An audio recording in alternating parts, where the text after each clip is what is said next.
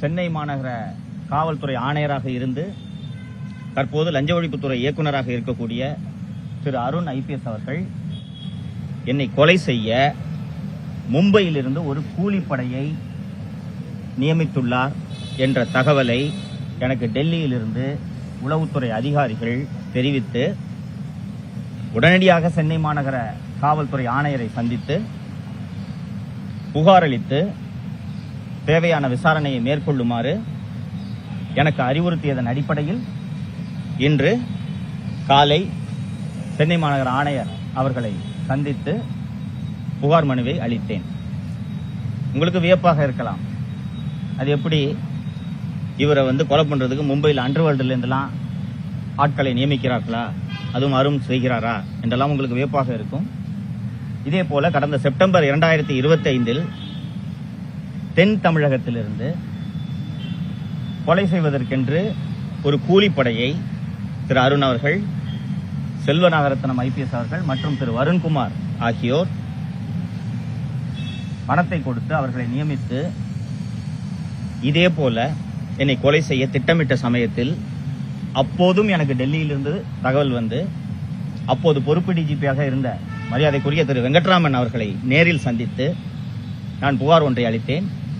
புகாருக்கு பிறகு பத்திரிகையாளர்களை சந்தித்தேன். அந்த பத்திரிகையாளர் சந்திப்பை நடத்தி புகாரை அளித்த பின்புதான் அந்த கொலை திட்டம் கைவிடப்பட்டது. உங்களில் பலருக்கு இதெல்லாம் சாத்தியமா, அருண் இப்படியெல்லாம் செய்வாரா என்ற வியப்பு ஏற்படும். தோழர்களே, இந்தியாவில் யாருக்கும் நடக்காத கொடுமை எனக்கு நடந்திருக்கிறது.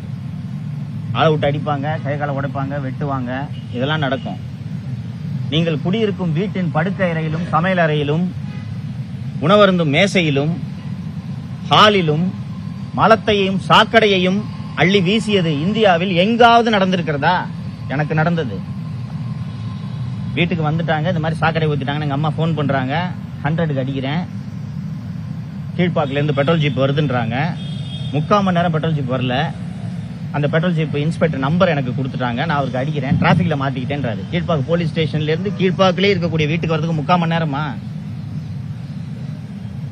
அது நடந்தது. அப்போது எனக்கு தெரிந்த பெட்ரோல் ஜீப் வரலன்னு சென்னை மாநகர காவல்துறையிலே பணியாற்றி கொண்டிருந்த ஒரு மூத்த IPS அதிகாரி எனக்கு தெரிந்தவர், அவர்கிட்ட அடிச்சு, சார் இது மாதிரி நடந்துட்டு இருக்கு, வீட்டில் அம்மா தனியா மாட்டிக்கிச்சு, பெட்ரோல் ஜீப்புக்கு போன் பண்ணேன்னா இந்த மாதிரி சொல்றாங்க சார் சொன்னோன்னே அவர் நேரடியாக அருணை சென்று சந்திக்கிறார். சார் இந்த மாதிரி சங்கர் வீட்டில் இப்படி அட்டாக் நடக்குதுன்னு சொல்லும்போது அருண் கேட்ட முதல் கேள்வி என்ன தெரியுமா? அவன் ஏன் உனக்கு போன் பண்றான்? அப்படியா, இப்படி நடக்குதா, ஏன் பெட்ரோல் ஜீப்போட, இதெல்லாம் எதையுமே கேட்கல. அவன் ஏன் உனக்கு போன் பண்றான்? நீ அவன்கிட்ட டெய்லியும் பேசிக்கிட்டு இருக்கியா என்பதுதான். இதே அருண் அவர்கள் சட்டம் ஒழுங்கு பதவியில் இப்போது இருந்திருந்தால் இந்நேரம் என் மீது 15 வழக்குகள் பதியப்பட்டிருக்கும், சிறையில் இருந்திருப்பேன், குண்டர் சட்டம் பாய்ந்திருக்கும். இப்போது லஞ்ச ஒழிப்புத்துறையிலே அவர் இருப்பதன் காரணமாக அவரால் எதையும் செய்ய முடியவில்லை என்பதால் 2வது முறையாக அவர் கூலிப்படையை நியமித்துள்ளார் என்பதனால் டெல்லி உளவுத்துறை அதிகாரிகள் என்னிடம் அறிவுறுத்தியபடி நான் இன்று மாண்புமிகு சென்னை மாநகர காவல்துறை ஆணையரை சந்தித்து புகார் மனுவை அளித்திருக்கிறேன். உரிய நடவடிக்கை எடுப்பதாக அவர் கூறியிருக்கிறார். தமிழக முதல்வர் அவர்களிடம் நான் மீண்டும் இந்த கோரிக்கையை வலியுறுத்த விரும்புகிறேன். திரு அருண் அவர்கள் லஞ்ச ஒழிப்புத்துறை இயக்குநராக இருக்க தகுதியில்லாத ஒரு நபர், தகுதியில்லாத நபர். இதை நான் மட்டும் சொல்லவில்லை, மாண்புமிகு சென்னை உயர்நீதிமன்ற 2 நபர் நீதிபதிகள் கொண்ட அமர்வு சொல்லி இருக்கிறது. இன்னைக்கு பொதுமக்கள் மத்தியிலே உங்கள் வாயிலாக தமிழக முதல்வரின் கவனத்திற்கு ஒரு அதிர்ச்சிகரமான தகவலை சொல்லிக் கொள்கிறேன். இந்த ஸ்ட்ரெங்த், சென்னை சிட்டி போலீஸ் ஸ்ட்ரெங்த்ல பணியாற்றக்கூடிய அமைச்சு பணியாளரான திரு ஐயப்பன் என்பவர் இப்போது லஞ்ச ஒழிப்புத்துறையிலே அதர் டியூட்டியாக அருணோடு பணியாற்றி கொண்டிருக்கிறார். அதே போல சென்னை மாநகர காவல்துறையின் விபச்சார தடுப்பு பிரிவிலே தலைமை காவலராக பணியாற்றக்கூடிய சந்திரசேகரன் என்பவர் இப்போது அயல் பணியாக ஓடியாக லஞ்ச ஒழிப்புத்துறையில் பணியாற்றி கொண்டிருக்கிறார். இவர்கள் ஐயப்பனும் இந்த சந்திரசேகரும் சேர்ந்து டயர் 3 பார்னு சொல்லுவாங்க. டயர் 3 பார்னா star hotel bars. Star hotel பார்ஸ்ல ஐயப்பனும் சந்திரசேகரனும் இன்றும் மாமூல் வசூல் செய்து கொண்டிருக்கிறார்கள்.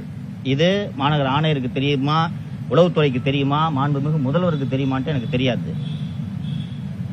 ஒரு லஞ்ச ஒழிப்புத்துறை இயக்குனர் ஒயின் ஷாப்ல, ஹோட்டல்ஸ்ல, பார்ஸ்ல மாமூல் வசூல் பண்றது உலகத்தில் எங்கேயாவது கேள்விப்பட்டிருக்கிறீர்களா? இதைத்தான் சென்னை உயர்நீதிமன்றம் சுட்டிக்காட்டியது. தவறான நபரை தேர்ந்தெடுத்திருக்கிறீர்கள் என்று.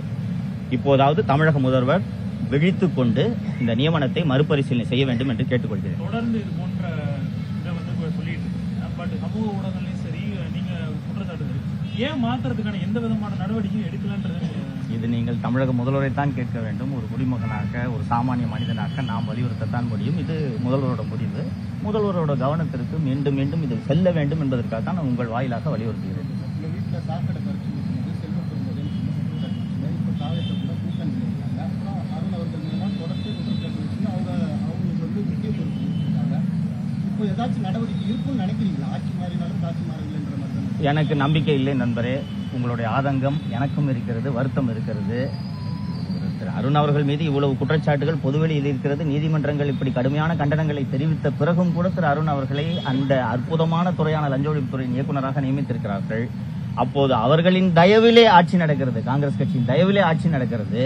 அவர்தான் அதில் முக்கிய குற்றவாளி என்பது எல்லோருக்கும் தெரியும். அவரோடு தான் அந்த தாக்குதல் சம்பவத்தில் ஈடுபட்டவர்கள் இன்றும் செல்வ பெருந்தகையோடு சுட்டிக் கொண்டிருப்பதை நாம் பார்க்கிறோம்.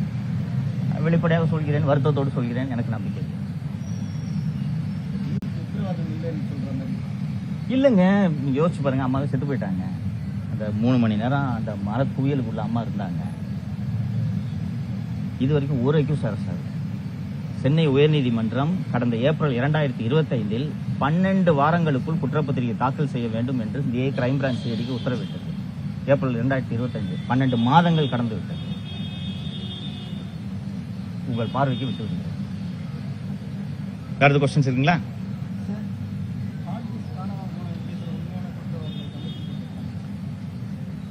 அந்த ஹார்ட் டிஸ்க் காணாமல் போன விவகாரம் மிக மிக தீவிரமான விவகாரம் என்பதை நான் ஏற்கனவே ஒரு பத்திரிகையாளர் சந்திப்பில் வலியுறுத்தி இருக்கிறேன். மின்சாரத்துறை அமைச்சர் திரு நிர்மல்குமார் அவர்களும் இந்த அரசும் அதோட சீரியஸ்னஸ் புரிஞ்சுக்கிட்டாங்களான்ட்டு எனக்கு உள்ளபடியே தெரியவில்லை. விசாரணை நடக்கிறது, விரைவில் குற்றவாளிகள் கண்டுபிடிக்கப்படுவார்கள். விசாரணை நடப்பதனால் நான் எதுவும் சொல்ல விரும்பவில்லை அப்படின்றத அமைச்சர் திரு நிர்மல்குமார் அவர்கள் மீண்டும் மீண்டும் வலியுறுத்துகிறார். கடந்த 2025 தொடக்கத்தில் மின்வாரியத்தின் தலைவராக திரு ஜெய ராதாகிருஷ்ணன் ஐஏஎஸ் அவர்களை தமிழக அரசு, அப்போதைய திமுக அரசு நியமித்தது. உங்களுக்கு திமுக அரசுல நடந்த நியமனங்கள் எல்லாருமே நண்பர்கள் அத்தனை பேருக்கும் தெரியும். ஒரு பணம் கொழிக்கும் ஒரு துறையின் தலைவராக எப்படிப்பட்ட ஐஏஎஸ் அதிகாரியை போடுவாங்க? நேர்மைக்கு பெயர் போன ஒரு அதிகாரியை போடுவாங்களா? நீங்க டிரான்ஸ்பார்மர் டெண்டர்ல அடிக்க முடியுமா? சோலார் டெண்டர்ல அடிக்க முடியுமா? பிரைவேட் பவர் பர்ச்சேஸ்ல அடிக்க முடியுமா? எதுல பண்ண முடியும்? நமக்கு சொல்றதுக்கெல்லாம் ஒத்துழைப்பு கொடுக்கக்கூடிய ஒரு அதிகாரி தான் அங்க போடுவாங்க. அப்படித்தான். இன்னொன்னு, அந்த நேரத்தில் அந்த நியமனத்தில் இருக்கக்கூடிய சிக்கல் என்னன்னு கேட்டீங்கன்னா, பெயருக்கு தான் திரு சிவசங்கர் அமைச்சர், துறையை நடத்துனது செந்தில் பாலாஜி. அப்ப இது ரெண்டுக்கும் ஏற்றார் போன்ற ஒரு அதிகாரியை அங்க நியமிக்கணும். அந்த அதிகாரியவே மாத்தாம நீங்க எப்படி சார் ஊழலை கண்டுபிடிக்க போறீங்க? சொல்றாரு நாங்க குற்றவாளிகளை கண்டுபிடிப்போம்ட்டு. நான் அந்த ஏற்கனவே பத்திரிகை சந்திப்புல சொன்னேன். நான் ஒரு அரசு அலுவலகத்துல 18 ஹார்ட் டிஸ்க் திருடுறதுக்கு எப்படிங்க கவர்மெண்ட் சர்வெண்ட்டுக்கு துணிச்சல் வரும்? அப்படி அது நடக்குதுன்னா அதில் சம்பந்தப்பட்டவர்கள் தான் அதை செய்ய வேண்டும். அதில் சம்பந்தப்பட்டவர் செந்தில் பாலாஜி மற்றும் சிவசங்கர், அவங்க 2 பேருமே அங்க இல்ல. இப்ப யார் தொடர்ந்து அங்க இருக்கிறது? திரு ஜெய ராதாகிருஷ்ணன் திமுக ஆட்சியிலும் மின்வாரிய தலைவராக இருக்கிறார், இப்போதும் மின்வாரிய தலைவராக இருக்கிறார். அப்ப அவரை மாற்றாம நீங்க எப்படி இந்த ஊழலை கண்டுபிடிப்பீங்க? ஹார்ட் டிஸ்குகள் காணாமல் போனதும் முதல் சந்தேகம் இவரை நோக்கி தான் திரும்பி இருக்கணும். இன்னைக்கு நான் முதல்வர் பார்வைக்கு வச்சிடுறேன். அது நீங்க எல்லாம் இன்டெலிஜென்டான ஆட்கள், பத்திரிகையாளர்கள், உங்களுக்கு தெரியும். நான் வெளிப்படையா சொல்ல விரும்பல, நான் சொல்லிடுறேன். பிரதர், உங்களுக்கு தெரியும், சம்மர் ஆல்மோஸ்ட் முடிஞ்சிருச்சு, ரைட்டுங்களா? இந்த ஏன் மின்வெட்டுனா, எங்க வீட்லயும் மின்வெட்டு போது வருது. எல்லார் வீட்லயும் ஃப்ரிட்ஜ், வாஷிங் மிஷின், டிவி எல்லாமே வச்சிருக்கோம். ஒரு நாளைக்கு 20 வாட்டி கரண்ட் போயிட்டு வந்துச்சுன்னா விளங்குமாங்க அந்த மிஷின்? இன்னும் பல பேர் உங்களில் இஎம்ஐ கட்டிட்டு இருப்பீங்க. அந்த டிவி, ஃப்ரிட்ஜுக்கெல்லாம் இஎம்ஐ கட்டிட்டு இருப்பீங்க இல்லீங்களா? இப்படி கரண்ட் போயிட்டு வந்துச்சுன்னா என்னங்க ஆகும்? அந்த பொருள் வாங்க முடியுமா திருப்பி? கேட்டா மின் தேவை அதிகமாக இருக்கிறது, மின் பகிர்மானத்தில் சிக்கல், விநியோகத்தில் சிக்கல் இல்லைன்ட்டு ஒரு புதிய விளக்கத்தை ராதாகிருஷ்ணன் கொடுக்கிறார். உங்களுக்கு மே முதல் வாரத்தில் கத்திரி வெயில்ல இந்த ஷார்டேஜ் நடந்துச்சுன்னா நான் புரிஞ்சுக்கிறேன், வெயில் பீக்ல இருக்குன்ட்டு. ஆல்மோஸ்ட் சம்மர் முடிஞ்சிருச்சு, கேரளாவில் பருவமழை தொடங்கி விட்டது. அந்த பீக் சம்மர்ல இருந்ததை விட அதிகமான மின்வெட்டு இப்போது இருக்கிறதா? எப்படிங்க வருது? அப்ப அதிகாரிகள் இன்னும் திமுக கைவசம் தான் இருக்கிறாங்கன்றது. திமுக அதிகாரிகளை ஏன் இந்த அரசு தேர்ந்தெடுத்து முக்கிய பதவிகளுக்கு நியமிக்கிறது என்பதுதான் நான் இந்த அரசை பார்த்து கேட்கக்கூடிய கேள்வி. திமுக அரசுக்கு நெருக்கமான அதிகாரிகள், ஊழல் செய்ய துணை போன அதிகாரிகளை தானங்க திமுக அரசு தேர்ந்தெடுத்து நியமிக்கும். அதே அதிகாரிகளை முக்கிய பதவிகளுக்கு நீங்கள் நியமிக்கிறீர்கள் அல்லது அந்த அதிகாரிகளை தொடர விடுகிறீர்கள் என்றால் திமுக ஆட்சி தொடர வேண்டும் என்று இந்த முதல்வர் விரும்புகிறாரா, தாவேக விரும்புகிறதான்றதான் நான் உங்களுக்கு முன்னாடி கேள்வியா வைக்க விரும்புறேன். எலக்ட்ரிசிட்டி டிபார்ட்மெண்ட்ல டாப் டு பாட்டம் ஊழலுங்க. வந்த உடனே அந்த மின்வாரிய தலைவரை நீங்கள் மாற்ற வேண்டாமா? போர்மேனையா மாத்திட்டு இருப்பீங்க?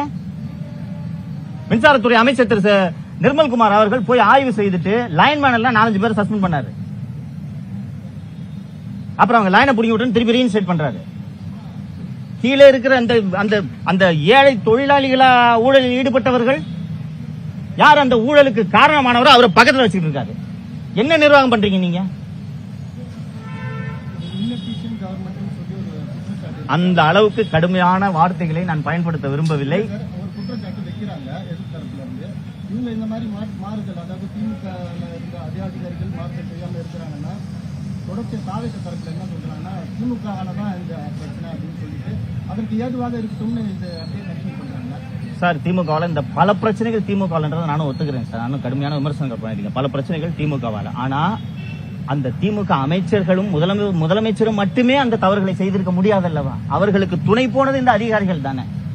அந்த துணை போன அதிகாரிகளை நீங்க கூடவே வச்சுக்கிட்டு திமுக பண்ணிடுச்சுன்னு சொன்னா இவங்க எல்லா தகவலும் திமுகவுக்கு சொல்ல மாட்டார்களா? நான் ஏற்கனவே நடந்த பத்திரிகையாளர் சந்திப்புல சொன்னேன், என்போர்ஸ்மெண்ட் டைரக்டரேட் என்ன டாக்குமெண்ட்ஸ டிஜிபிக்கும் டிவிஎஸ்சிக்கும் அனுப்புச்சு அப்படின்றது திரு கே நேரு அவர்களுக்கு எதுவுமே தெரியாது. பயந்துகிட்டு இருந்தாரு. என்னதான் பண்ணினா யாரோட டிரான்ஸ்கிரிப்ட்லாம் போச்சுன்னா கவின் அவரோட பிஏ, அந்த டிவி ட்ரூ வேல்யூ ஹோம்ஸ்ல வேலை செஞ்சாங்க திரு நேரு அவர்களோட பிஏ, இவங்களோட டிரான்ஸ்கிரிப்ட்ஸ், வாட்ஸ்அப் சாட்ஸ் எல்லாமே மாட்டுச்சு. என்ன மாட்டுச்சுன்னே அவருக்கு தெரியல. நியூஸ் பேப்பர்ல வந்து செய்தியை தவிர அருண் போய் மொத்தத்தை ஜெராக்ஸ் போட்டு கொடுத்துட்டாரு. இதுக்கு தானே நீங்க இதை பாருங்க, புதிய கட்சி, உங்களுக்கு நிர்வாக அனுபவம் இல்லை, அரசியல் அனுபவமே குறைவு, உங்களுக்கு குறைந்தது 6 மாத காலம் அவகாசம் வழங்க வேண்டும் அப்படின்றதுக்காக தான் கடும் விமர்சனங்களை வைக்க வேண்டாம் என்று பொறுமையாக இருக்கிறோம். நீங்கள் கற்றுக்கொள்ள வேண்டாமா? குறைந்தது சரியான அதிகாரிகளை தேர்ந்தெடுக்க வேண்டாமா? இதனால் இவன் முடிக்கும் என்றாய்ந்து ஆட்சி செய்ய வேண்டாமா? காவல்துறையில நல்ல அதிகாரிகள் எல்லாம் போட்டிருக்கீங்க. பல துறைகளுக்கு டிஜிபி, HOPF ஆகட்டும், இன்டெலிஜென்ஸ் ஆகட்டும், சிட்டி ஆகட்டும், நல்ல அதிகாரிகளை போட்டிருக்கிறீர்கள். முக்கிய துறையான லஞ்ச ஒழிப்பு துறைக்கு இப்படிப்பட்ட ஒரு கருப்பு ஆட்டை கொண்டு வந்து நியமிக்கலாமா? நான் மட்டும் சொல்லவில்லை, ஊரே சொல்கிறது. இவ்வளவு பேர் சொல்லியும் நீங்கள் திருத்திக் கொள்ளவில்லை என்றால் என்ன விமர்சனங்கள் வந்தாலும் திமுக அரசு போலவே எங்களுக்கு கவலை இல்லாமல் நாங்கள் ஆட்சியை நடத்த போறோம் என்ற எண்ணத்தில் இந்த முதல்வர் இருக்கிறாரா என்ற கேள்வியை தான் நான் வைக்க விரும்புகிறேன். போன ஆட்சியில அதிகாரிகளுடைய ஆட்டம் அதிகமாக இருந்துன்னு சொல்லிக்கிட்டே இருந்தீங்க. அது இந்த ஆட்சியிலையும் தொடர ஆரம்பிக்குது அப்படிங்கிற நோக்கத்தில் எடுத்துக்கலாமா? ஒரு மாதம் தான் ஆகியிருக்கிறது. அதிகாரிகள் ஆட்டம் தொடரக்கூடாது என்பதற்காகத்தான் நான் மீண்டும் மீண்டும் சுட்டிக்காட்டிக் கொண்டிருக்கிறேன். இந்த தப்பை பண்ணிடாதீங்க. அவங்க கையில போச்சுன்னா அவ்வளவு அனுபவம் வாய்ந்த திராவிட முன்னேற்ற கழக தலைவர்களையே அதிகாரிகள் தங்கள் கைப்பிடிக்குள் வைத்திருந்தார்கள். அந்த அதிகாரிகளை மீறி முதல்வராலும் அமைச்சர்களாலும் எதுவுமே செய்ய முடியவில்லை. நீங்கள் புதியவர்கள், நிர்வாகம் என்றால் என்னவென்றே தெரியாமல் வந்திருக்கிறீர்கள். அந்த தவறை செய்து விடாதீர்கள் என்பதற்காகத்தான் மீண்டும் மீண்டும் சுட்டிக்காட்டுகிறேன். புரிந்து கொள்வார்கள், கற்றுக்கொள்வார்கள் என்று நம்புகிறேன்.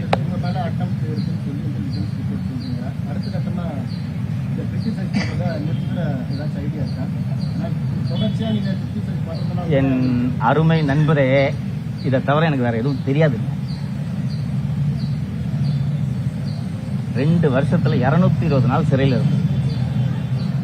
நான் இப்போதும் இங்கே வந்து புகார் அளித்தது என் உயிருக்கு பயந்தல்ல. உயிருக்கு பயந்துன்னா திமுக பிரிவிலே கொண்டிருப்பாங்க. என்ன, என் உயிருக்கு பயந்தல்ல. முதல்வருக்கு இது தெரிய வேண்டும். இல்ல உயிருக்கு பயந்து இதை பேசாம இருந்திருக்குன்னா திமுக கட்சியில பேசாம இருந்திருப்பானுங்க. சரிங்களா? அப்போதான் பெரும் ஆபத்து இருந்தது இல்லையா? இது ஃபர்ஸ்ட் அரெஸ்ட் பண்ணிட்டு கூட்டு போகும்போது பெருந்துறை கிட்ட போய் வண்டியை கொண்டு போய் விட்டாங்க. மீடியன்ல ஜெயில கையை உடைச்சாங்க. திருச்சியில ராம்ஜி நகர்ல திருச்சி கஸ்டடியில வருண்குமாரோட கஸ்டடிக்கு போகும்போது சாப்பாட்டுல லெட்டை கலக்கிறதுக்கு முயற்சி பண்ணாங்க. அண்ட் கடைசியாக சித்தூர்ல அரெஸ்ட் பண்ணும்போது விடிஞ்சிருச்சு. விடியலைன்னா புகாரி இன்ஸ்பெக்டர் கிட்ட இன்ஸ்ட்ரக்ஷன் என்ன கொல்லணும்ட்டு. இன்னொன்னு கூட மாலதி மாட்டிக்கிட்டாங்க. இவர் இந்த ஒரு கோபின்ட்டு என்னோட நண்பர் அவர் மாட்டிக்கிட்டாரு. விடிஞ்சிருச்சு மாட்டும் போது, அதாவது நள்ளிரவுல தான் பிடிக்கிறாங்க. நாங்க போறோம், சித்தூர்ல இருந்து ஓங்கோல் வரைக்கும் போயிட்டோம். தெரியல பின்னாடி துரத்திட்டு வராங்கட்டு. உங்களுக்கு போகும்போது விடிஞ்சிருச்சு. அதனால தப்பிச்சேன். இல்லைன்னா புகாரி தான் திருவேங்கடத்தை சுட்டது தெரியுங்களா. அதனால பிளான் சுடுறது. அவனுக்கு பிடிச்சா ஜெயில போயிட்டு வெளில வந்து பேசிட்டு இருக்கான். அதனால இந்த வாட்டி முடிச்சு விட்டுறதுன்றதான் அவங்களோட ஒரிஜினல் திட்டம். ஆனா விடிஞ்சதுனால அவங்களால எதுவும் பண்ண முடியல. இன்னொன்னு அதர் ஸ்டேட்ல வச்சு இஷ்டத்துக்கு சுட முடியாதனால தப்பிச்சேன். அப்பவே பயப்படல. ஆனால் இப்போது நான் சொல்றது, நான் செத்து போயிடுவேன், எனக்கு ஒண்ணும் இல்லை, எனக்கு சாவை பற்றிய அச்சமும் இல்லை. ஆனால் உங்க ஆட்சிக்கு இது எவ்வளவு பெரிய அவப்பெயராக இருக்கும், கரும்புள்ளியாக இருக்கும். திமுக ஆட்சியில் கூட நடக்காத மரணம் தாவேக ஆட்சியில் நடந்ததுன்றது முதல்வருக்கு இழுக்கு என்பதை அவர் புரிந்து கொண்டு செயல்பட வேண்டும். இடத்துல